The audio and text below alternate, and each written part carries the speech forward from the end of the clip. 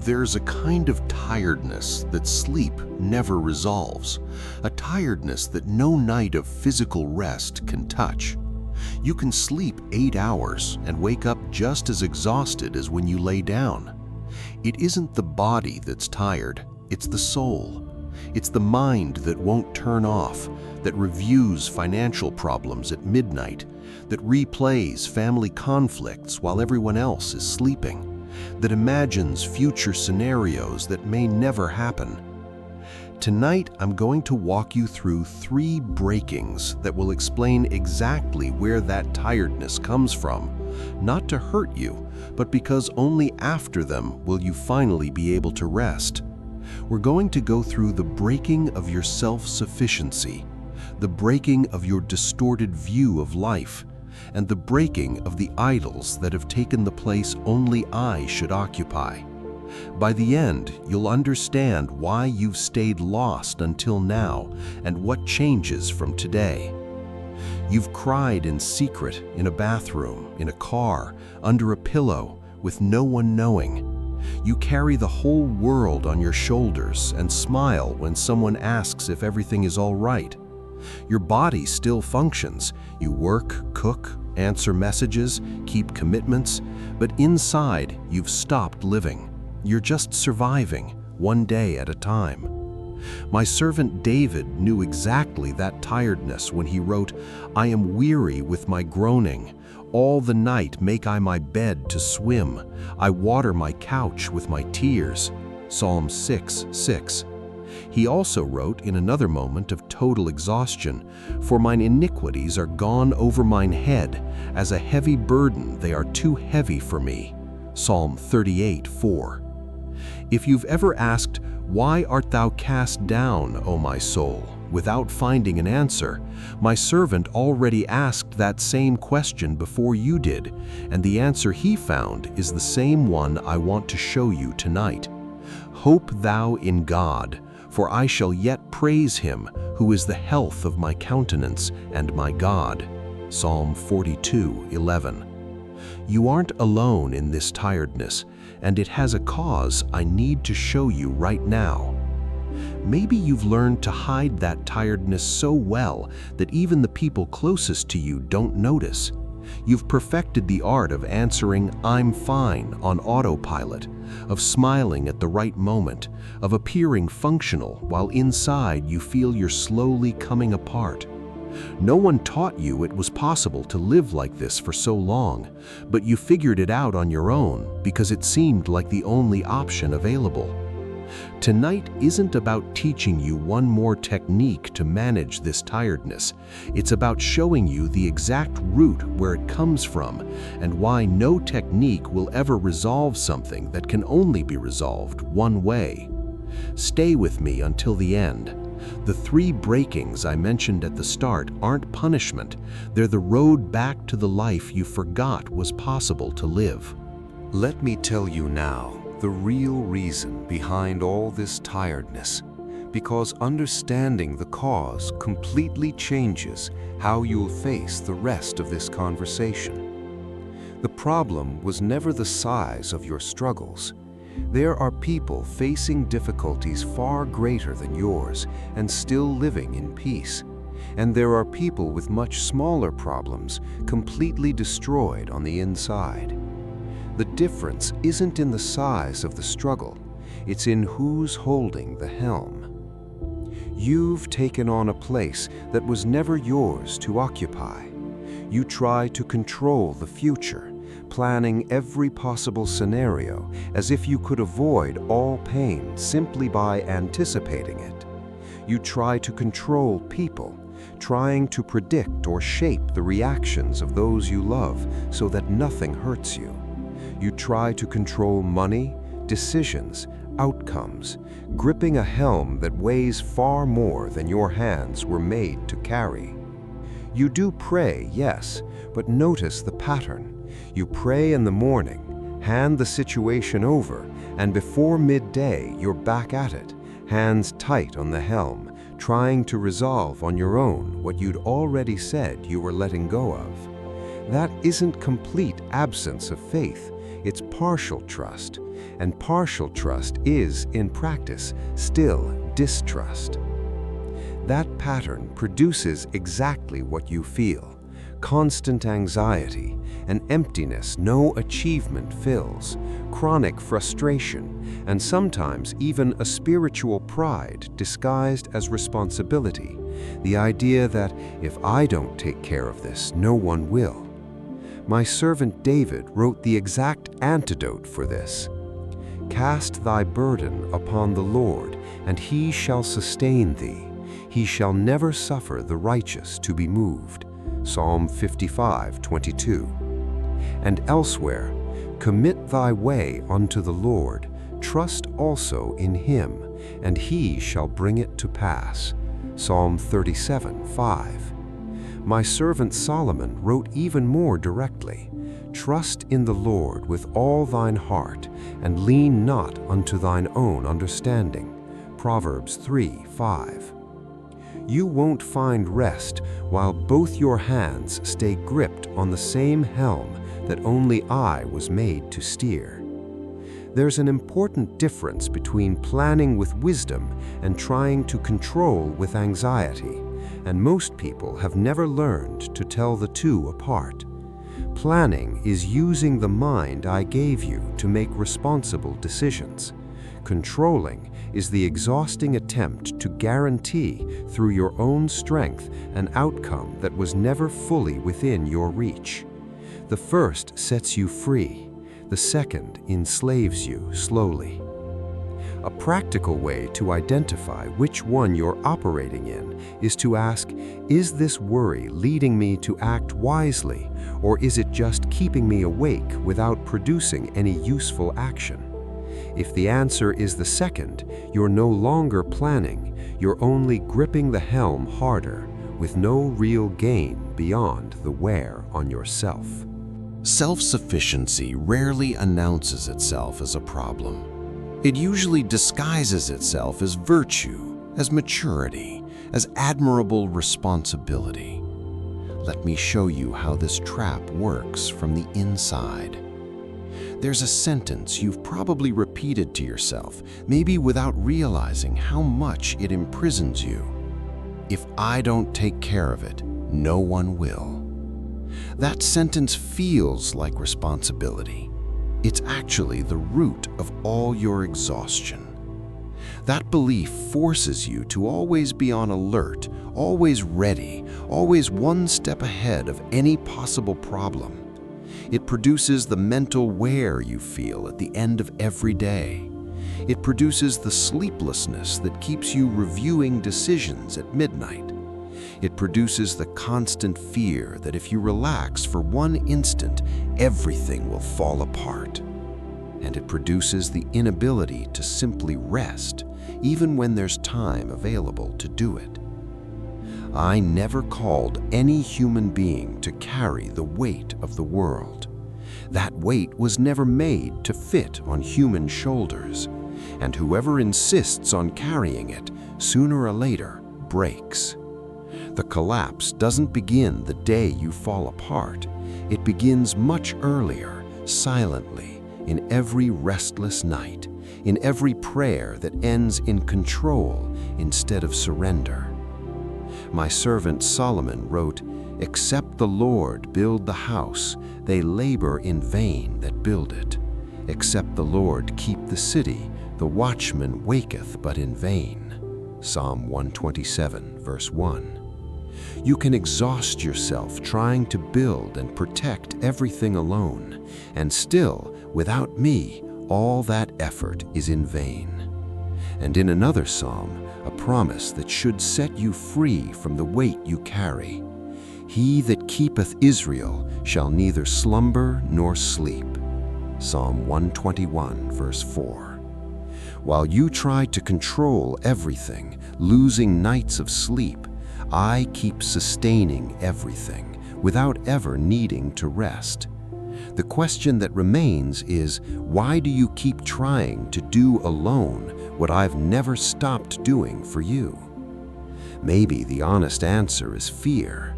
Fear that if you let go, something bad will happen that you could have prevented by holding tighter. But notice the logic of that fear. It assumes your hands are more capable of protecting your life than mine. No amount of control has ever completely eliminated the risk of anything.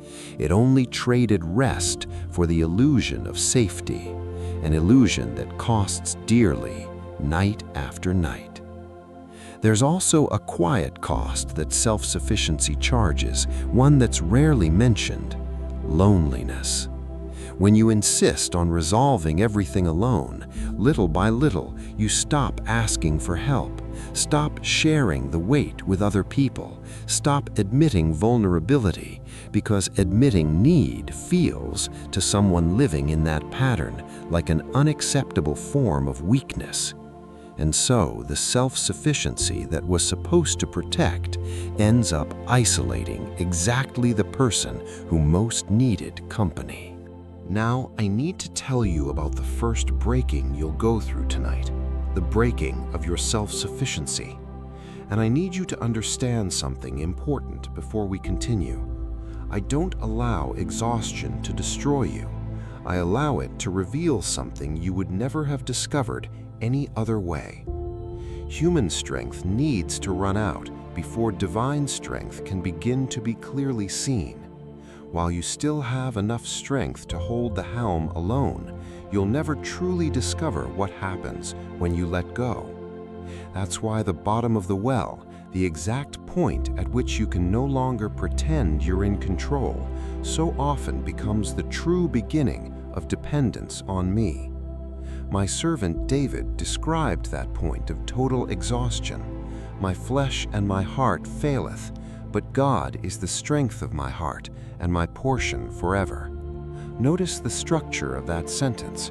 First comes the complete collapse, my flesh and my heart faileth, and only then, precisely at the moment of collapse, comes the discovery that I was the strength all along. Maybe you're at exactly that point right now, feeling that your own strength is no longer enough to keep holding everything you've been trying to hold. That isn't failure, it's the beginning of something you would never have reached while you still thought you could manage alone. My servant David also wrote, "The Lord is my rock and my fortress and my deliverer, my God, my strength, in whom I will trust." The strength you need was never in your own hands tight on the helm. It was always available, waiting for you to let go. There's something freeing in finally admitting you've reached your limit. Many people resist that moment as if it were a defeat, when in reality, it's the doorway into everything still to come. As long as you keep insisting on proving you can manage, I'll wait patiently at your side, ready to act the exact moment you stop trying to prove it and simply ask for help. Notice that this first breaking isn't a single isolated event. It's often a process made up of small collapses that show you little by little the same truth repeated. You're not enough on your own, and you were never meant to be. Each small limit you reach is a new opportunity to learn that lesson, until it finally becomes part of who you are, and not just an idea you understand intellectually without truly living it. After understanding the first breaking, the moment has come to receive something in exchange for it. Now I want to extend to you an invitation that many people hear but few truly accept, the invitation to real rest.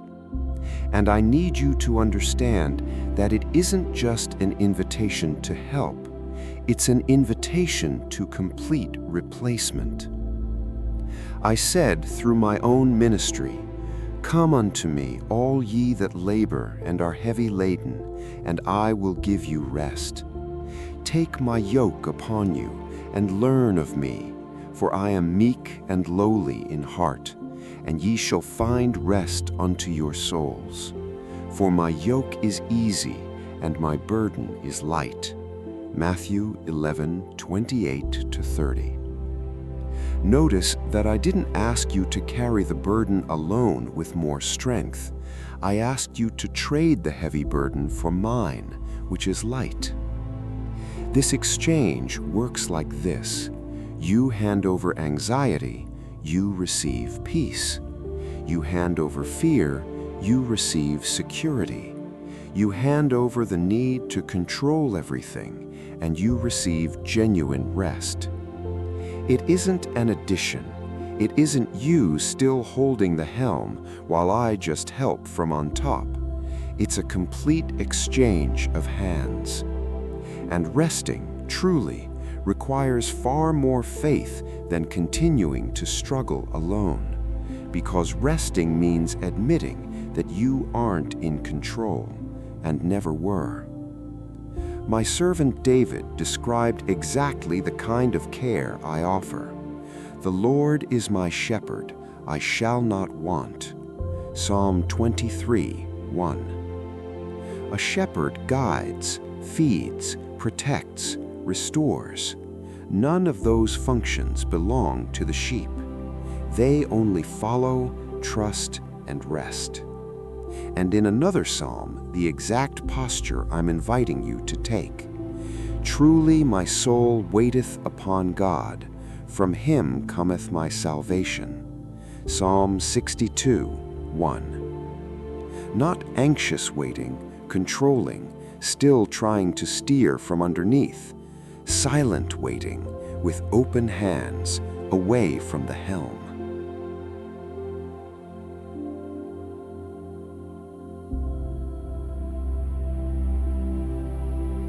Maybe you've already tried this rest before and gave up too quickly, because at first it felt strange, almost uncomfortable, doing nothing while a problem still had no visible solution. That discomfort is normal at first. Years of control don't unravel in a single moment of surrender. But every time you choose to rest instead of retaking control, this new way of living grows a little more natural, a little less strange. Resting in this sense isn't synonymous with complete inactivity. You'll still work, still make decisions, still act within the responsibilities I've entrusted to you. The difference is the emotional weight that accompanies that action. A person who acts from rest works with the same diligence, but without the anxiety that consumes whoever still believes everything depends on them alone. The first breaking alone doesn't resolve everything, and I need you to understand that before we continue. Now I need to take you through a second crisis, because the first breaking on its own isn't enough. Many people come to understand in theory that they need to let go of control, but they give up well before completing that surrender, because hope begins to die along the way. You pray, you hand things over, and then you wait for an answer that doesn't come in the time you expected. Days pass, weeks pass, maybe even years pass, and the silence you receive in return begins to feel like abandonment. You compare your waiting with the quick response someone else received, and the comparison only deepens the wound.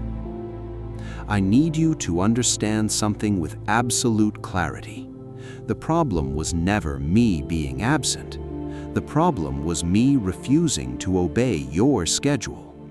You wanted an answer by Tuesday, and I had a plan for next year.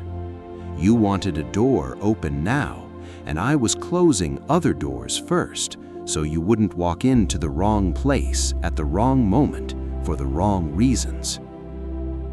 My servant David cried out exactly the question that may be in your mouth right now. How long, Lord, wilt thou forget me forever? How long wilt thou hide thy face from me? Psalm 13:1.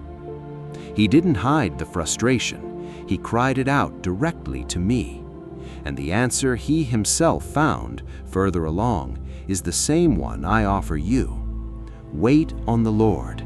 Be of good courage, and he shall strengthen thine heart. Wait, I say, on the Lord. Psalm 27:14. Notice the repeated word, wait, wait. Not once, but twice, as if I already knew you'd need to hear it again after forgetting the first time. And another of my servants described exactly what happens when that waiting is sustained. I waited patiently for the Lord, and he inclined unto me and heard my cry. Psalm 41. The hope that's dying inside you hasn't died because I failed. It's dying because the waiting time hasn't ended yet. And the death of hope at this point is exactly the second breaking that needs to happen before full restoration. Maybe the comparison with other people is what deepens this wound most. You see someone receive exactly what you asked for in the time you'd asked for it, and the natural question arises, why not me? Why not now? I need you to understand that every life follows a different calendar, written with purposes you can't see from the outside. The answer someone else received says nothing about when yours is coming, and it certainly says nothing about whether I still care about you. There's also a specific kind of hope that needs to die before true hope can be born. The hope that the answer will arrive exactly the way you imagined it, in the packaging you designed. Many prayers are in fact answered, but in a way so different from what was expected that the person doesn't even recognize the answer when it arrives. Letting go of the specific expectation of what the answer should look like is part of the same surrender we're talking about. After hope begins to die, there's a next stage that needs to be named clearly.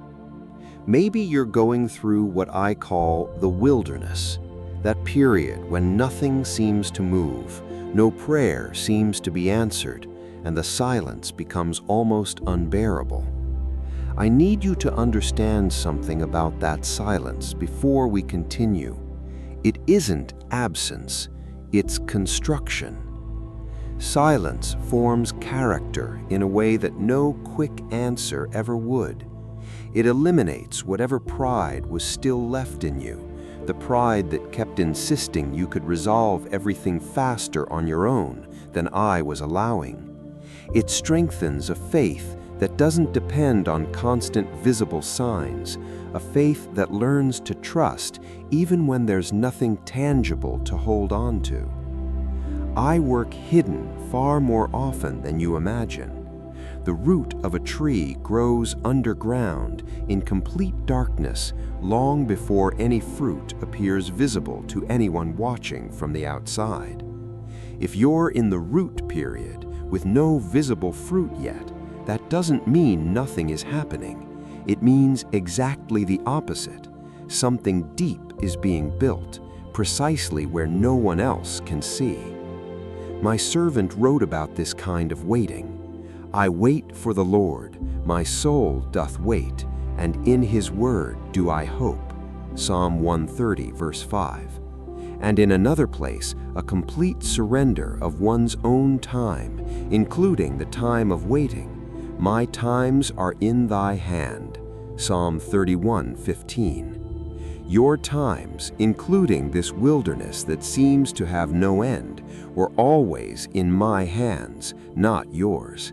And that's exactly why you no longer need to try to rush the clock by gripping a helm that was never yours to hold in the first place. There are wildernesses that last weeks, and there are wildernesses that last years. None of them is wasted time, even when it looks exactly like that while you're inside it. My own people crossed 40 years of wilderness before entering the Promised Land, a time that could have been much shorter, but that stretched out because the character needed to inhabit the promise was still being formed. Maybe your own wilderness is also preparing you to receive something you wouldn't yet know how to sustain today. The greatest danger of the wilderness isn't the scarcity it imposes, but the temptation to give up very close to the end exactly when the crossing is almost complete. Many people throughout Israel's history died in the wilderness not because of the difficulty of the journey, but because of the unbelief that settled halfway through. Don't let the weariness of waiting convince you to give up now, especially when you have no way of knowing how close you already are to the end of this particular crossing. Before we talk about the most painful breakings on this journey, I want to give you one last tool for seeing everything more clearly. Now I want to show you something that completely changes how you see the frustrations you've already lived through. Picture your life as a jigsaw puzzle with thousands of pieces. Each piece on its own seems to make no sense, just a strange shape, colors that don't seem to match anything, a fragment that says absolutely nothing about the final image. You're only seeing the pieces. I see the complete picture. And many of your greatest frustrations happened because you tried to fit pieces at the wrong time, forcing a connection that wasn't ready to happen yet, trying to complete sections of the image before the pieces around them were in place. Think about the doors that closed in your life, the relationships that ended, leaving you with questions that had no answer, the jobs you lost exactly when they seemed stable, the unexpected changes that forced you to start over from zero more than once.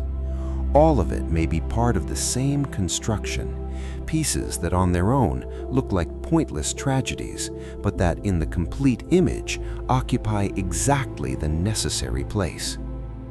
My servant David wrote something that should give you peace about each of those pieces. Thine eyes did see my substance, yet being unperfect, and in thy book all my members were written, which in continuance were fashioned, when as yet there was none of them. Psalm 139:16. Every day of your life, including the most confusing days, was written before it even happened. And my servant also wrote, The counsel of the Lord standeth forever, the thoughts of his heart to all generations. Psalm 33:11. You don't need to understand the complete picture right now. You only need to trust the one who is holding the full design, while you hold only the piece in your hands. Some pieces of this puzzle only make sense when other pieces, still to come, are finally fitted in around them. This means asking to understand right now the meaning of a recent pain is sometimes like asking to see the picture of one piece in isolation out of all context.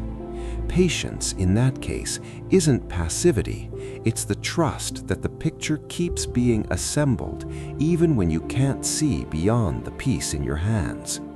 There's a constant temptation to demand explanations before trusting, as if I needed to justify each decision to you before you'd agree to follow it. But faith, by definition, operates exactly where the full explanation hasn't arrived yet. If you demanded to understand everything before trusting, you'd never need any faith at all, only enough information. And information was never what I promised you to give you first. I promised my presence inside and through each piece, understood or not. The complete picture has already shown you that no piece is accidental. We now arrive at the hardest thing to hear tonight, but also one of the most important, the second great breaking, the destruction of idols.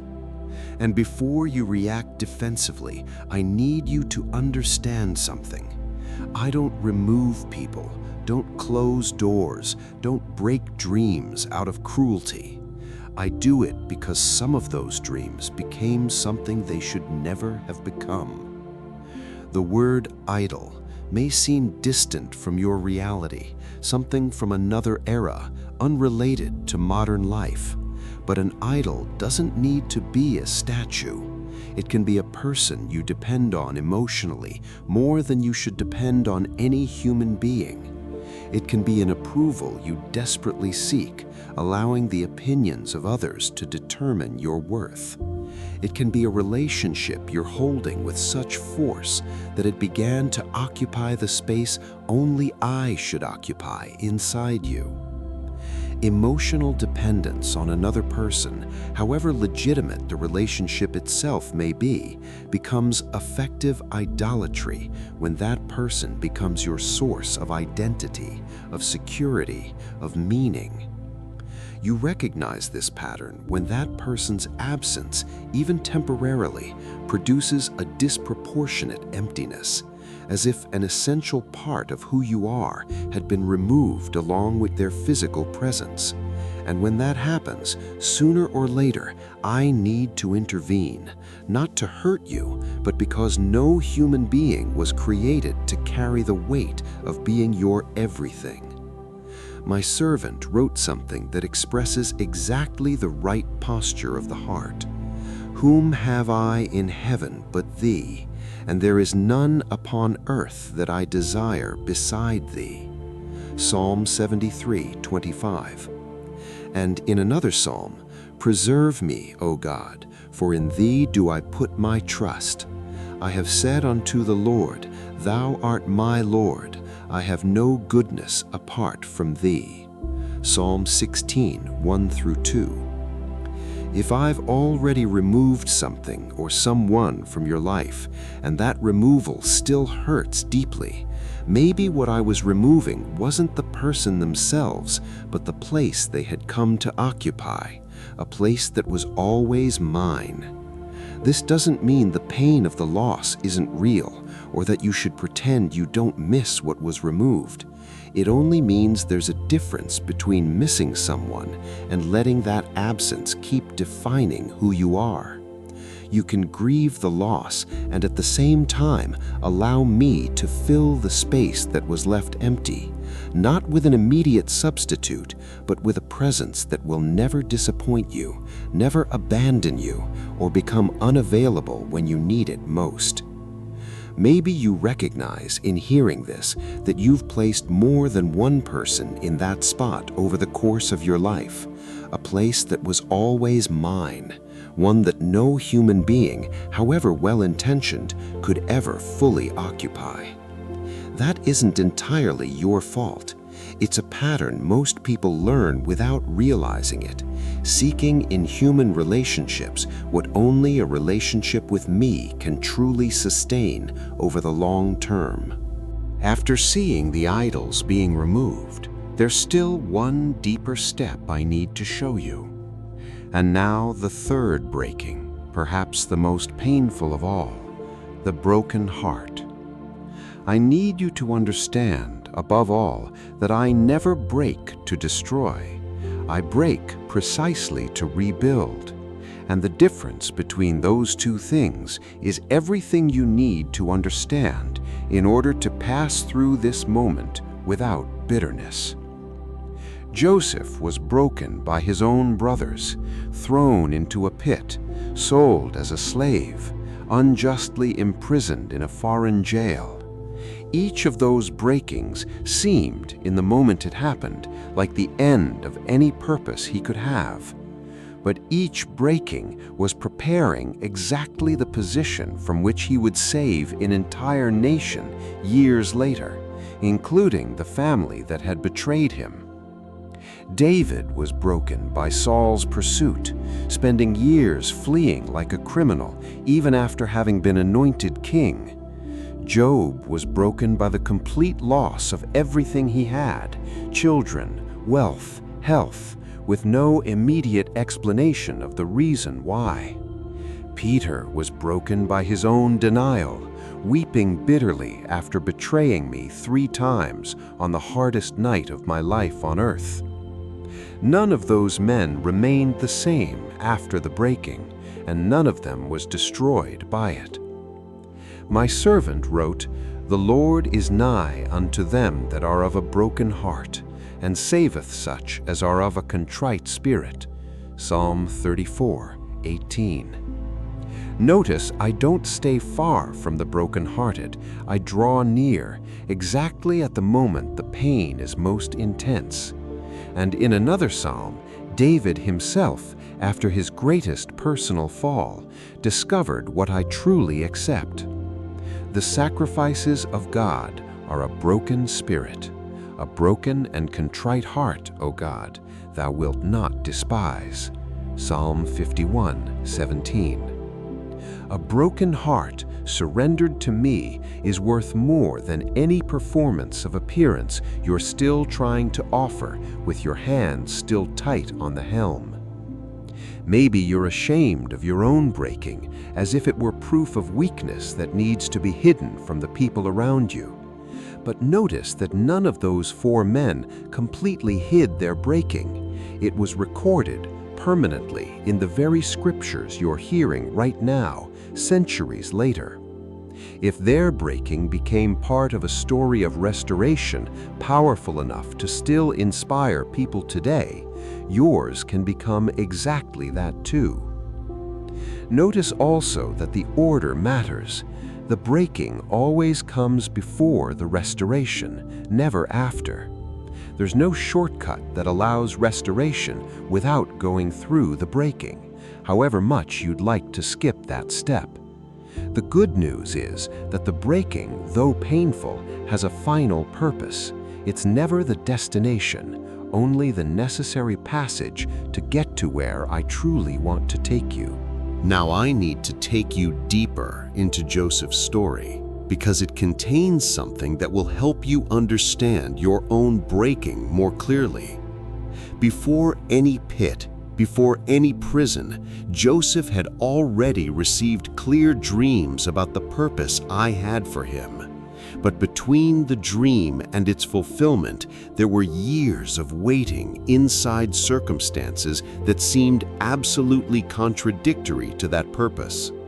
While he was in prison, forgotten by the one who had promised to remember him, Joseph had no visible guarantee that that dream was still valid. He simply stayed faithful, serving diligently where he was, even without understanding why he was still there. And it was exactly from that place of apparent forgetfulness that I raised him in the right time to the exact position I had already planned. Maybe you're in a similar prison right now, not a physical prison, but a season that seems to completely contradict any purpose you've ever felt about your own life. I need you to understand the time between the dream and its fulfillment is never wasted time. It's exactly the time in which the character needed to sustain the purpose is being formed. Joseph said to his own brothers years later something that sums up this whole journey. "But as for you, ye thought evil against me, but God meant it unto good." Genesis 50:20. The very breaking that appeared for years to be a meaningless harm became exactly the path through which salvation arrived. Your own breaking, however painful it may seem right now, may still carry that same kind of hidden purpose. Notice also that Joseph didn't spend those prison years bitter, passively waiting for someone to get him out. He served with excellence exactly where he was, interpreting dreams, managing with integrity, even with no visible guarantee that any of it was leading anywhere. True surrender isn't passivity, it's continuing to be faithful within the present circumstance, even without fully understanding where it's taking you.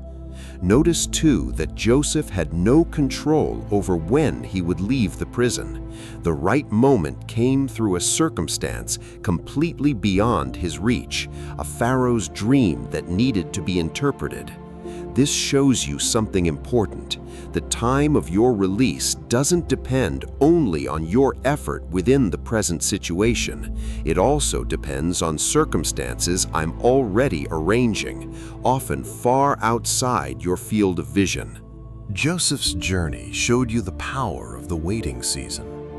Let me also show you what happened with David during the years he spent fleeing from Saul, because this part of the story tends to be forgotten when people only remember him as the victorious king.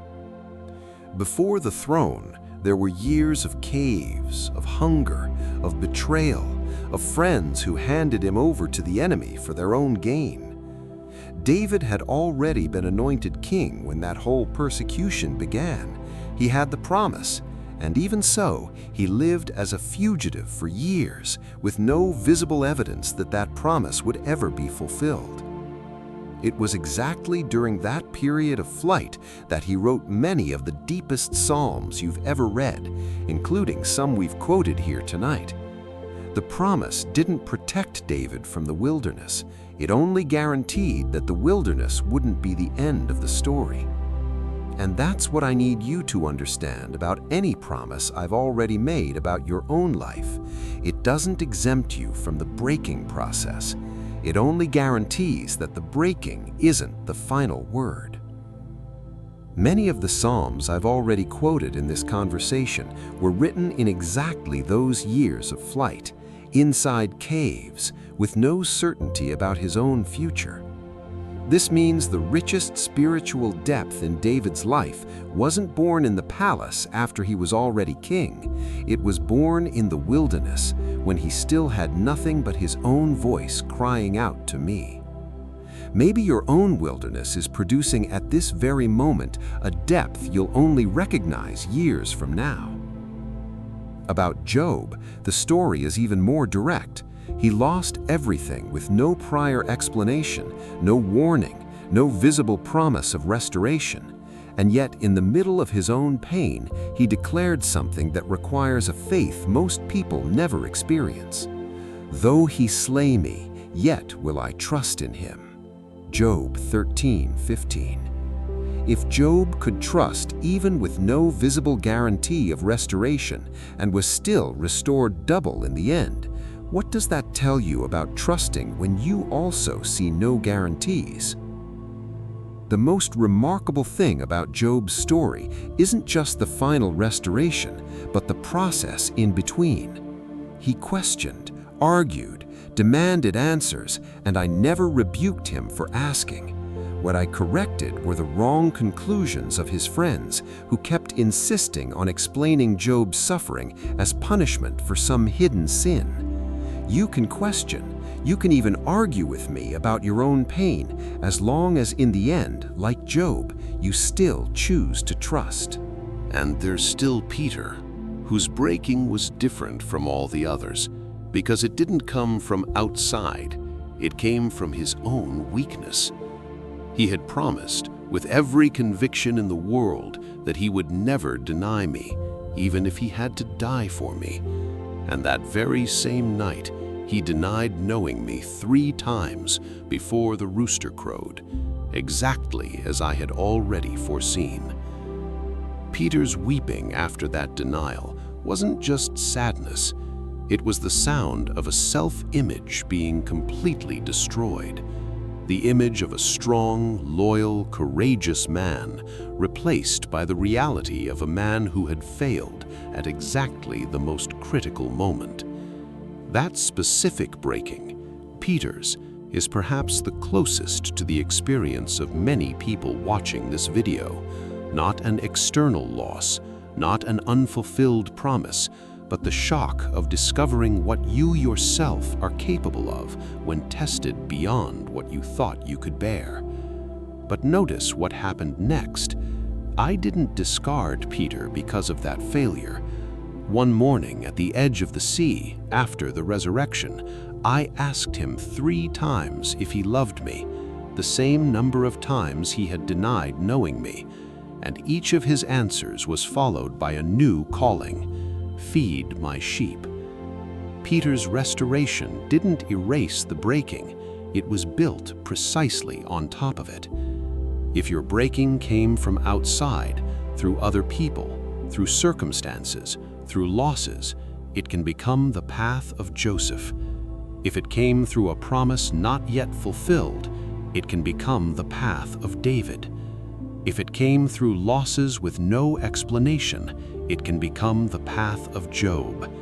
And if it came through your own weakness revealed, through a failure you never imagined yourself capable of, it can become exactly the path of Peter, restored not despite the fall, but through it. Maybe you've already noticed a common pattern among Joseph, David, Job, and Peter. None of them asked to be broken. The breaking came through circumstances, through other people's decisions, or through their own weakness revealed under pressure, never as a plan they would have chosen for themselves. Notice that I didn't choose only one type of breaking to show that my restoration works. I chose 4 different types, covering practically any form of pain a human being can face, precisely so that you'd have no excuse to think your specific situation is too much of an exception for my ability to restore. Whatever the origin of your breaking, there's a documented path of restoration that looks like yours. We now arrive at the most decisive point of everything we've talked about tonight, the great choice. And I need to be absolutely direct with you about this. There are only 2 possible paths from here, and there's no neutrality in this decision. The first path is to keep trying to rebuild alone, hands still tight on the same helm that has already proven repeatedly to be insufficient. You can keep going this way, sustaining the same exhaustion, the same anxiety, the same emptiness that no achievement has ever filled. It's a familiar path, even if exhausting, and it's exactly because it's familiar that so many people choose to keep going down it, even knowing it isn't working. The second path is complete surrender, letting go of the helm for good, not partially, not only in moments of extreme crisis, but as a continuous daily decision. This path requires admitting that you weren't and never were truly in control. It requires accepting that resting isn't weakness, it's the highest form of trust a human being can express. I need you to understand something important. Staying lost is also a choice. Ignoring the invitation I've been extending repeatedly through every restlessness, every psalm that landed deep, every moment of exhaustion that should have brought you to me, ignoring all of that is also a decision, even when it only looks like inertia. There's no possible spiritual neutrality. My servant David wrote the promise available to whoever chooses the second path. I will instruct thee and teach thee in the way which thou shalt go. I will guide thee with mine eye. Psalm 32:8. And in another psalm, the exact request I'm waiting to hear from you now. Show me thy ways, O Lord. Teach me thy paths. Psalm 25:4. The direction you've been searching for is available, but it only becomes accessible when your hands let go of the helm. I need to be direct with one thing. This choice is rarely made only once. You'll need to choose to let go of the helm today, and you'll probably need to choose again tomorrow and the day after, every time the temptation to retake control appears disguised as responsibility or urgency. With each new choice, it gets a little easier, but no previous choice automatically guarantees the next. Every day asks for the same decision again. That may be the hardest part of surrender to accept. It isn't a trophy won once and kept forever. It's more like breathing, something that needs to happen continuously, decision after decision, breath after breath. You won't finish surrendering control in one decisive moment. You'll learn to surrender it repeatedly with increasing naturalness for the rest of your life. Let me show you how this surrender works in practice, starting with an area that probably weighs heavily on you: finances. You've already spent nights calculating, recalculating, worrying about bills, about debt, about what will run short at the end of the month. That constant calculation isn't healthy planning. It's the financial helm you refuse to let go of. Surrendering this area doesn't mean stopping work or ceasing to manage wisely what I've already placed in your hands. It means stopping carrying the anxiety about the final outcome as if it depended entirely on you to secure every penny. It means working with excellence and at the same time resting in the knowledge that final provision was never dependent on your effort alone. My servant wrote about this very area. Take therefore no thought for the morrow shall take thought for the things of itself. Sufficient unto the day is the evil thereof. Matthew 6:34. Notice that this instruction isn't irresponsibility, it's a specific correction for those who carry today the weight of tomorrow, a weight that was never meant to be carried ahead of time. There's also a specific promise about provision that many people know by heart without ever truly having trusted it. But my God shall supply all your need according to his riches in glory by Christ Jesus. Philippians 4:19. Notice the promise speaks of needs, not of all desires. Much financial anxiety is born precisely from that confusion, treating legitimate desires as if they were urgent needs requiring immediate control. If finances are the helm you're gripping tightest tonight, start with a small, concrete decision. Pray specifically about this area before trying to resolve it on your own again. Not after trying everything and failing, before, as a first response, not a last resort. That simple change of order is already the beginning of letting go of the helm in one specific area of your life. This doesn't mean the bills will pay themselves, or that you should stop looking for work or carefully managing what you already have. It means changing the order of operations, surrender first, then action, and no longer frantic action followed by a desperate prayer only when everything already seems lost. Provision and work aren't opposites. What changes is the emotional weight you carry while you work. There's a second area where that same helm tends to appear with force: relationships. You may have spent years trying to control how people see you, trying to predict their reactions, trying to avoid any possibility of rejection or disappointment through excessive control of your own image and your own words.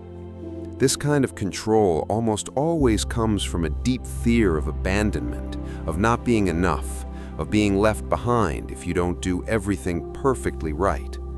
And that fear turns you into a tired, vigilant version of yourself, always calculating, never truly resting within any relationship, even the closest and most secure ones. Surrendering this area means stopping the attempt to control how others perceive you and trusting that the worth of your identity doesn't depend on that constant approval. It means loving and relating without the prior guarantee that you'll never be hurt, because that guarantee never existed and never will for as long as you live among other imperfect human beings. My servant Paul wrote about this specific kind of freedom. For ye have not received the spirit of bondage again to fear, but ye have received the spirit of adoption, whereby we cry, Abba, Father. Romans 8:15. You weren't called to live in constant fear inside your relationships, calculating every move like a servant trying to avoid punishment. You were called to live as a child, secure enough in the identity you already have in me, to love without needing to control the outcome. There's a specific liberation that happens when you stop needing everyone to like you, understand you, or agree with every decision you make. That universal approval was never possible and never will be. Even the most beloved people in history faced rejection and criticism. Your security can't depend on something as unstable as other people's opinions. It needs to be anchored in something that doesn't change depending on who's watching. There's a simple question that reveals whether you're anchored in that unstable approval. Would you change an important decision simply to avoid someone's disapproval, even knowing it's the right decision? If the answer is yes frequently, that's a sign the helm of your relationships is still being held with anxious hands, trying to control something that was never, in fact, fully within your control. There's still a third area, perhaps the hardest of all for many parents, their children's future. You've already spent sleepless nights imagining every possible danger, every wrong decision they might make, every pain you'd like to spare them from feeling. That kind of constant vigilance isn't healthy love. It's the same helm now gripped in the hands of a parent's heart. Understanding this doesn't mean stopping to guide, to protect within reason, to be present in their lives. It means recognizing that you never had and never will have complete control over another person's choices, even if that person is your own child. Trying to exercise that impossible control only produces exhaustion in you and often resistance in them. My servant David entrusted his own children to me in a way that may challenge the instinct you feel right now. Lo, children are a heritage of the Lord, Psalm 127:3. Heritage implies they belong to me before they belong to you. You were entrusted with their care for a season, but the final outcome of their lives has always been and always will be in my hands, not yours. This doesn't diminish your responsibility as a parent. It makes that responsibility sustainable. You can pray for them fervently, guide them with wisdom, love them with every bit of intensity you have, and still rest at night, because the final outcome of their story was never dependent solely on how much you managed to control each step of the way. Many of the most dedicated parents who ever lived faced children who drifted, who made painful choices, who needed years before finding their own way back. That doesn't mean those parents' dedication was in vain. It only means that each person, including your children, keeps the freedom to choose, a freedom I myself respect, even when it leads down hard roads. Your role was never to control the outcome. It was always to plant faithful seeds, trusting the harvest to me. There's a specific promise that sustains this surrender, even in the hardest cases. Train up a child in the way he should go, and when he is old, he will not depart from it. Proverbs 22:6. Notice that this promise speaks about the path taught in childhood remaining as a reference, even if the person departs from it for a time in adult life. A child's temporary drifting doesn't automatically cancel the seeds you've already planted in them. We now arrive at one of the deepest points in this conversation. I need to show you now how all this surrender connects with a specific promise I made a long time ago through my prophet Ezekiel about what I do with hearts exactly like yours. A new heart also will I give you, and a new spirit will I put within you. And I will take away the stony heart out of your flesh, and I will give you an heart of flesh. Ezekiel 36:26. A heart of stone is exactly what forms when you spend years holding the helm with force, hardening yourself against any pain, protecting yourself against any disappointment through control. It doesn't feel as much, but it also doesn't trust, doesn't rest, doesn't receive. A heart of flesh, by contrast, is vulnerable, sensitive, capable of feeling deeply, and precisely because of that, capable also of trusting deeply. The exchange I offer isn't just an exchange of external circumstances, it's an exchange in the very material of your heart. And that exchange only happens when your hands let go of the helm enough for me to reach what's behind them, the heart that learned to protect itself so well it forgot how to trust. My servant Paul wrote about the armor that protects whoever has already surrendered control, not to keep fighting alone, but to remain standing while I fight for them. Put on the whole armor of God, that ye may be able to stand against the wiles of the devil. Ephesians 6:11. That armor doesn't exist so you can keep gripping the helm with more strength. It exists to protect whoever has already decided to trust, while the real battle is fought by me. Notice that a complete suit of armor covers the front of the body, but not the back, because whoever wears it wasn't designed to flee, but also doesn't need to keep turning around to check for attacks from behind. That's the posture of someone who has already surrendered control, present, watchful in the right direction, but without the constant anxiety of someone who thinks they need to defend themselves alone in every direction at once. The longer a heart has stayed hardened by the habit of holding the helm, the harder it becomes to recognize the difference between healthy protection and harmful isolation. But it's never too late for that distinction to become clear again, even after years of living the opposite way.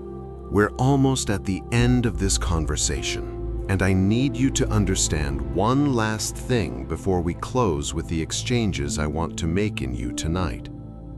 Everything we've talked about up to this point, the tiredness, the self-sufficiency, the breakings, the great choice, the specific areas of control, all of it converges on a single moment. The moment when your hands, still gripping, finally decide to let go. That moment doesn't need to be dramatic. It doesn't need to involve visible tears or an intense emotional sensation. It can simply be a quiet decision made right now as you hear these words: I let go of the helm. I stop pretending I have control over what was never, in fact, in my hands. Maybe you've tried this surrender before and found yourself gripping the helm again days later without even noticing when it happened. That doesn't invalidate the previous attempt or make this new one any less valid. Letting go of the helm is rarely a single final event. It's a decision you'll likely need to repeat many times along the way, every time you notice your hands tightening again. My servant wrote a final promise about this process of repeated surrender. Be still and know that I am God. Psalm 46:10. Notice that this instruction comes as a gentle command, not an optional suggestion. Being still is an action, something you choose to do repeatedly every time you notice you've gone back to holding what you had already let go of. Maybe you're wondering how you'll know day to day whether you're truly trusting or whether you've gone back to gripping the helm without realizing it. There's a fairly reliable sign. Constant anxiety is usually the first indicator that the hands have tightened again. When you notice that internal tightening returning, that's exactly the moment to repeat the same simple decision. I let go of the helm again now. Every part of this conversation builds on the one before it, so I need you to resist the temptation to skip to the end looking for a quick answer. The order matters. You need to understand the root before you can understand the cure, and you need to go through the breaking before arriving at the restoration. There's no shortcut for the kind of transformation I want to do in you tonight. If you skipped parts to get here, consider going back and listening carefully to what you missed, because complete surrender rarely happens through isolated fragments of a larger message. We've arrived, finally, at the moment of the final exchanges in this long journey we've crossed together tonight. And I want you to receive each one of them as a concrete promise, not as an abstract idea. You hand over fear, you receive peace. You hand over guilt, you receive complete forgiveness with no additional conditions. You hand over the weight you were carrying alone, you receive genuine rest, the kind that sleep was never able to give you. You hand over confusion about your purpose, you receive clear direction in the right time, not necessarily the time you had planned. Each of these exchanges isn't a vague promise for a distant future. It's a reality available from the exact moment your hands truly let go of the helm. You hand over the loneliness you felt, even while surrounded by people. You receive real communion with me, available at any hour of the day or night. You hand over despair that sometimes felt stronger than any hope. You receive a hope that doesn't depend on the visible circumstances around you. Before we arrive at the final exchanges, I want you to notice something about the road we walked tonight. We began in a tiredness that sleep can't resolve, and we end at a choice that only your own hands can make. None of the stages we crossed tonight was accidental. Each one prepared you for the exact moment you're at right now, about to decide what to do with everything you've heard. I need you to understand, before we close, who truly remains lost. Not the one who has never heard my voice. It's whoever heard it, maybe many times, maybe tonight, and still refused to let go of the helm. The lost person isn't the one who doesn't know where the road is. It's the one who knows exactly where the road is and stubbornly keeps driving in the opposite direction, trusting their own tired hands instead of trusting the one who was always ready and available to steer. This is the final identity I want you to carry out of this conversation.